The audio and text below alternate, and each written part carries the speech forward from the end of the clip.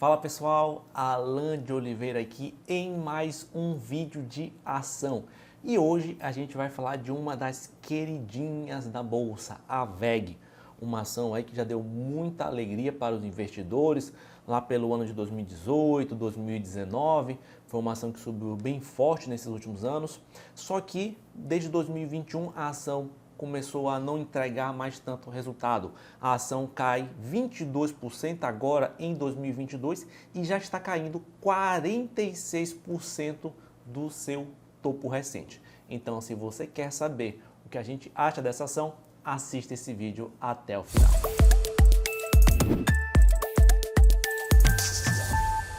Então vamos falar agora sobre a WEG, essa gigante do nosso mercado.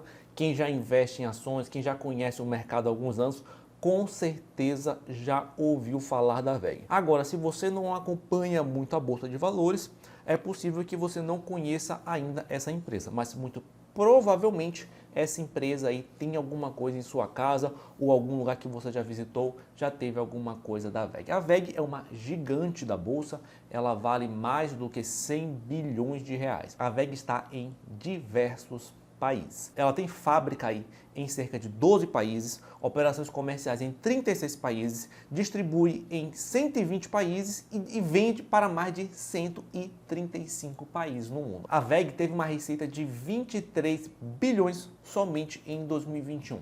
Então, só por esses números aí, já dá para ver que a WEG é uma gigante do nosso mercado. Para você conhecer um pouquinho da WEG, ela tem mais do que 1.200 linhas de produto. Então ela tem desde ar-condicionado, portão eletrônico, equipamento de academia, secadora, lava-roupa, enfim, ela tem uma infinidade de produtos. Só que você não vê a marca WEG porque ela está dentro, mas na parte dos motores. Então a WEG, o principal cliente dela são os negócios, a indústria.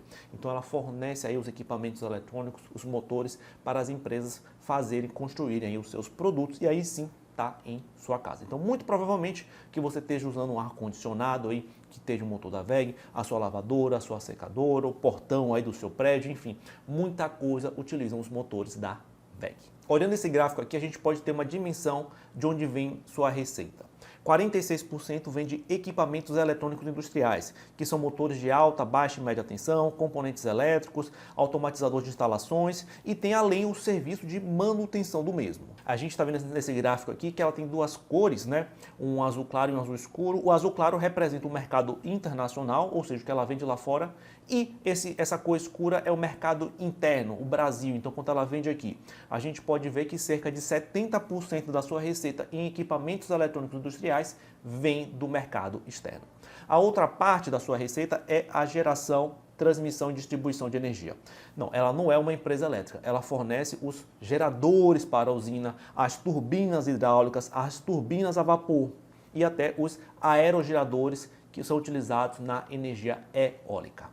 Então, seus clientes são as empresas elétricas que a gente já conhece na bolsa, são as geradoras, são as distribuidoras e são as transmissoras de energia. Nesse caso aqui, a gente pode ver o inverso com relação ao mercado internacional. A gente pode ver aqui que 40% de sua receita vem da geração e transmissão e a maior parte é verde escuro, mostrando aí que mais de 70% dessa receita é do mercado interno.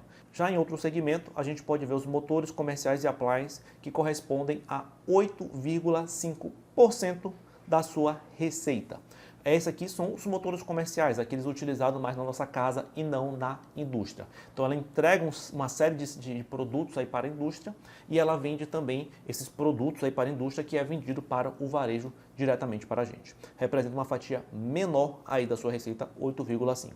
E por último, mas não podemos menosprezar, tintas e vernizes, 4,3% de sua receita. Bom, aqui tem tinta líquida, tintas em pó, vernizes eletroisolantes, lacas, enfim, mantendo o mesmo foco para a indústria, tá? Então ela vende tinta e verniz para utilizar em equipamento industrial, para utilizar em equipamento eletrônico, então ela continua com seu foco de atender a indústria até nesse segmento. A tese de investimento de você aplicar na WEG é um pouco complexa. Por que eu falo que ela é complexa, gente? Porque é um case de growth. Growth nunca é fácil de investir. Por quê? Porque a gente está esperando lucros futuros da empresa. Então, olhando aqui, dois múltiplos rápidos aqui, ela negocia 28 vezes o seu lucro, ou seja, bastante. O mercado espera que ela continue crescendo ali na frente por estar pagando esse preço. E o seu lucro por ação é de 0,90. Então, os seus múltiplos não são múltiplos atrativos, são múltiplos que justificam esse preço aí de growth, esse preço de crescimento da ação. O que a gente tem que ficar atento com essa tese de investimento da WEG? Boa parte de sua receita é dolarizada, ela exporta, então ela atende diversos países. Então é uma empresa muito sensível à variação cambial. Cresceu bastante sua receita nos últimos anos por conta da valorização do dólar frente ao real. Isso ajudou muito a crescer a sua receita por conta dessa necessidade do mercado externo. Então, como o mercado externo está um pouco deteriorado, talvez ela não consiga entregar esse crescimento esperado pelo mercado. E isso me preocupa. Então, é uma ação que cai 46% do seu topo e ainda assim eu não me sinto confortável, não acho que está interessante porque a gente precisa de boas perspectivas futuras aí para ela continuar entregando esse crescimento que o mercado espera. Então, como o mercado externo está um pouquinho complicado, muito já se fala hoje de recessão global, então eu acredito que talvez esse crescimento dela não aconteça na forma do esperado. E esperar um crescimento na receita baseado puramente em câmbio, bom, não é muito saudável para a empresa, não é muito saudável pagar esses múltiplos. Você vai encontrar hoje na Bolsa de Valores empresas que têm a ligação com o câmbio, que são exportadoras e que podem sim se beneficiar em uma desvalorização do real e estão com múltiplos mais atrativos do que a WEG. Então, se você vai investir na WEG pensando numa questão cambial, na minha opinião, tem coisa muito mais interessante aí para se aplicar na Bolsa de Valores do que investir na WEG. Se a gente pegar aí, olhar o último ano, com esse primeiro trimestre de 2022, o seu crescimento no mercado interno, é claro, ela conseguiu crescer um pouco mais aqui no mercado brasileiro. Isso é bom porque ela diversifica um pouco a sua receita, não fica somente tão dependente, então ela está equilibrando um pouco mais. Essa parte de geração de energia, ela cresceu aí nesse primeiro trimestre de 2022, o que é um caso positivo, mas ainda assim, boa parte de sua receita é externa e essa é a minha preocupação. Então, na minha visão, é uma tese de growth em um momento não muito positivo. Então, apesar de eu estar caindo 22% no ano e já caiu 46% do meu topo, não é o case que me chama a atenção, pensando aí num prazo maior. Eu acho que existem diversas opções mais interessantes no momento da Bolsa. Não vejo razão para estar apostando em growth nesse momento e no modelo de negócio que a WEG vem conduzindo. É uma excelente empresa, é um excelente negócio, mas eu prefiro comprar a preços mais baratos. Como falei, espero essa ação abaixo de 20 para fazer uma nova análise, para ver se começa a ficar interessante aqui no meu ponto. Então, eu não acho tão interessante um case de growth neste momento atual e com essa necessidade do mercado externo que a gente sabe que vai ter uma complicação ali logo mais na frente. Mas é possível que o Beto Assad tenha uma visão diferente da minha, pensando aí no curto prazo. Então vamos ver o que Beto Assad acha pensando em uma posição na WEG em um prazo menor. Com você, Beto. Olá, amigos. Beto Assad aqui com vocês. Agradecer ao Alan, que já passou a visão dele de WEG, né, explicando o que ele acha da empresa. E eu estou chegando agora aqui para complementar, né, os estudos aí do Alan. Vou fazer a minha análise gráfica, né, tecnicamente, o que o ativo está indicando para a gente para um prazo aí mais longo, tá bom? Vamos lá, sem enrolar muito. Começar aqui com o gráfico mensal do ativo. A gente repara que pelo alinhamento das principais médias, que seria a média de 21 períodos e a média de 200 períodos, o ativo vem numa fortíssima tendência de alta. Por um prazo maior, a gente está com uma média bem inclinada de 200 períodos e com um distanciamento interessante, grande, né? A gente tem um distanciamento no momento, nessa semana aí, de aproximadamente 128% aí, em relação à média de 21, média de 200 períodos, que vem indicando que, por um prazo maior, o ativo continua em tendência de alta. Mas aqui, olhando o gráfico mensal, o que eu começo a enxergar na movimentação de zigue-zague, tá, do ativo? Vamos lá, desenhar para vocês para ficar mais fácil. Ele já vai, né, fazendo um zigue-zague descendente, depois de ter feito a sua máxima, né, lá em 2020, no final de 2020. Em 2021, o seu topo já foi inferior ao topo anterior de 2020. Ele acabou caindo e perdendo fundo aqui de 2021. já no início desse ano, fez mais um topo inferior ao topo anterior e mais uma vez vai tentando perder aí, digamos aí, um fundo. Estou olhando o gráfico mensal, né, um gráfico de longo prazo, a gente vê que ele já trabalha então no zigue-zague descendente. E importante aqui também, ó, a média de 8 períodos já cruzou também a média de 21 períodos para baixo no gráfico mensal, ou seja, ele vai mostrando uma certa fraqueza, não é? Se a gente for botar aqui um Fibonacci, né, é até difícil a gente achar um Fibonacci para traçar de um último fundo mais interessante, já que o ativo está numa tendência de alta assim tão forte há um bom tempo. Onde eu consigo ver um fundo interessante para a gente traçar um Fibo, né, que foi o último movimento mais agressivo de queda que a gente teve, não tem jeito, é o fundo que vem aqui de 2020, o fundo da crise aí da pandemia, tá? Vamos fazer o contrário? Peraí. Então nós temos aí o fundo da crise da pandemia, tá? E nós estamos, se a gente pega exatamente esse fundo, o EG está brigando agora exatamente em cima da retração em 61,8%, ou seja, pegando o fundo de 2020 com a máxima ainda de 2020, né, naquele movimento muito forte. Na verdade já é 2021, tá? Deixa eu até ver a máxima que ele fez, eu fiz confusão, já foi em 2021, tá? Esse que andou aqui. Pegando então toda essa movimentação que ele fez de recuperação, ele está agora exatamente brigando aí na região da retração áurea desse movimento todo de alta, tá? Então é um suporte importante aqui quando a gente considera Fibonacci nesse momento. O que ele vai fazer a gente não sabe, mas o gráfico mensal já começa a mostrar um pouco de perda de força, apesar das duas principais médias ainda indicarem uma forte tendência de alta. Quando a gente desce para o gráfico semanal, que é esse onde eu gosto de filtrar e fazer entradas, o que acontece? Ele vai mostrando uma semana muito forte, agora de alta, de recuperação, depois de ter inclusive tocado lá a faixa de 20, né? A faixa de 20 do nosso IFR de 9 períodos. Então, ele chegou no gráfico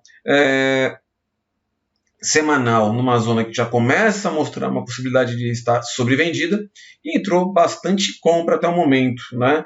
O ativo vai subindo essa semana, vamos ver quanto que está subindo agora, quase 15% de alta, 14,59, tá? Eu estou gravando esse vídeo na quinta-feira, tá? Para quem estiver assistindo depois, estou gravando na quinta-feira, aqui dia 23, tá?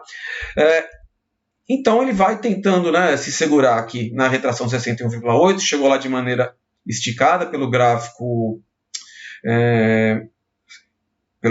semanal, perdão, e vai tentando brigar também aqui na região da média de 200 períodos, né? Ele chegou na média de 200 períodos, numa queda até acentuada, e começou a brigar lá na região até que ameaçou perder e vai tentando voltar, né? Vai fazendo um padrão interessante aí de volta.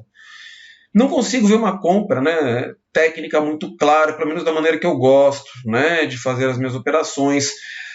Principalmente, tudo bem que ele chegou, né, a mostrar já um patamar onde o ativo está um pouquinho sobrevendido, mas eu gosto de trabalhar divergências, né, quando esse tipo de coisa acontece. Isso não estou vendo isso ainda.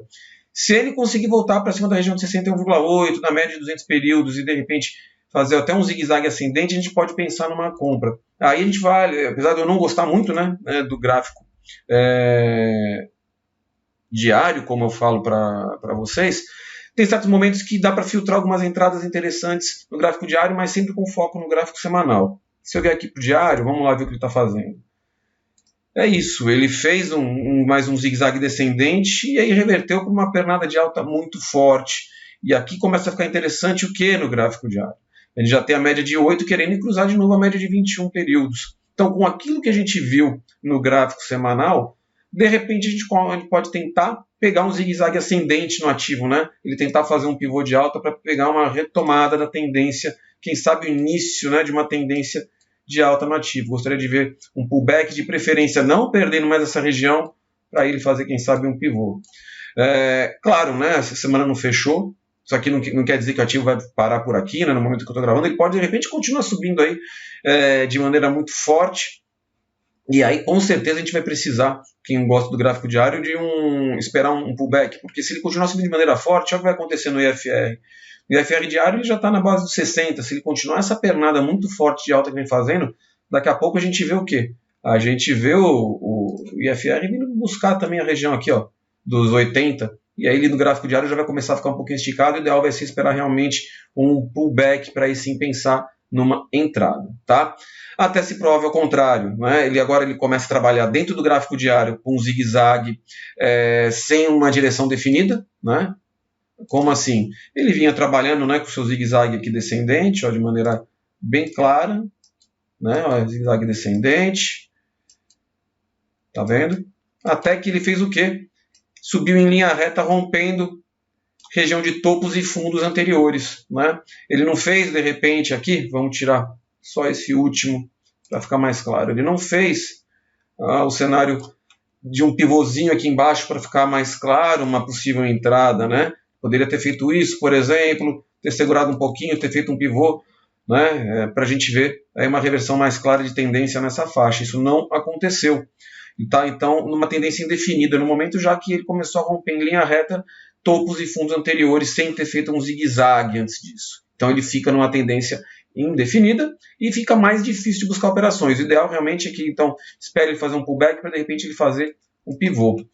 Deixa eu colocar só para verificar. Interessante também, ó, que depois de um bom tempo o nosso stop ATR já está em modo compra. Tá? Então, para quem gosta bastante do gráfico diário e quer pegar um swing trade, operações até mais curtas, começa já a entrar no radar o ativo, tá? Para operações realmente de curtíssimo prazo, por essa movimentação que vem fazendo agora. Já estamos acima da média de 21, da média de 8 períodos também, e com stop ATR aqui no modo compra. Gostaria de ver um pullback, de repente as médias aqui já cruzarem para a gente pegar um zigue-zague, ou se essa pernada de alta continuar e as médias cruzarem bem, o stop ATR continuar subindo, um pullback até a região das médias com uma sinalização de compra interessante, pode ver a gente fazer uma compra antecipada, né, de pivô, ou seja, a gente compra antes do pivô acontecer, esperando que ele realmente ocorra, e aí a gente vai tentar buscar alvos mais lá para cima. Então, para quem gosta de WEG, está procurando um ponto de compra, não faria nada agora, mas colocaria ela no radar. E se ela for embora em linha reta, Beto, e aí? Vamos perder a oportunidade? Sim. Prefiro perder oportunidade do que perder dinheiro antecipando entradas que não são tecnicamente claras para mim. Para quem gosta, né, de comprar cruzamento de média, que tem muita gente que faz isso, né, eu acho que geralmente já entradas muito atrasadas, né, mas está aqui, de repente quiser média de 8 períodos com média de 21, é um cruzamento, eu não acho legal. Tá? Outro tipo de estratégia para quem é apressado. O ativo vinha caindo, trabalhando de maneira consistente abaixo da média de 21 períodos, conseguiu fechar acima da média de 21 períodos. Tem gente que faz isso. Passou para cima da média de 21, estou comprado. Passou para baixo, eu stop. Quando o ativo está em tendência forte, pode funcionar bem. Quando o ativo começa a trabalhar de maneira lateral, como aqui, vai acontecer dele cruzar para cima, gerar entrada, voltar para baixo, gerar stop. Aí volta para cima, gera entrada, volta para baixo, gera stop. Volta para cima, aqui ele conseguiu até andar, mas se conduziu pela média de 21, aqui gerou stop de novo. Saiu no stop loss mais uma vez. Então eu não gosto desse tipo de coisa, tá? Mas fica aí um exemplo para vocês entenderem como funciona essa questão de passar para cima ou para baixo de alguma média importante. Vamos ficar de olho no papel. Começa a ficar um pouco interessante para um prazo maior. Se ele voltar a cair, aí, né, voltando aqui para o gráfico semanal, se ele voltar a cair, aí eu vou buscar o que eu vou querer para tentar buscar, de repente, uma compra de fundo. Vou deixar claro que é um ativo que eu gosto bastante, WEG, tá? Se ele voltar a cair, aí a gente pode buscar, quem sabe, né? Vamos desenhar aqui, se desenhar cenários hipotéticos, esperar que ele faça, de repente, né, mais um fundo, continue caindo, e aí ele fazendo um novo fundo, quando voltar a subir, o que eu vou querer que aconteça para pensar em buscar em compras mais aqui embaixo? Né? Aquele velho cenário. Buscar divergência de alta. A gente tem no fundos aqui mais baixos, e aqui, por exemplo, vamos botar uma cor diferente para não confundir, ele de repente ele volta a cair, quando subir, ele faz o quê? Ele gera para mim fundos mais altos no IFR. E aí eu vou buscar alguma formação aqui dentro dessa movimentação que possa me gerar uma entrada pensando em um prazo bem mais longo e pegar aquela reversão de tendência linda para tentar surfar um bom tempo aí com um ativo na carteira. Tá bom? Então é isso que temos por enquanto, gente. Ficar de olho no papel. Não vejo ainda nenhuma entrada muito clara. Tá bom? Quero agradecer então aí a audiência de vocês. Não esqueçam de deixar o like, se inscrever no canal e ativar o sininho para quando a gente postar mais conteúdos para vocês sobre empresas ou sobre mercado financeiro, vocês receberem aí a comunicação em primeira mão. Tá bom? Grande abraço para todos e a gente se vê no próximo vídeo. Valeu!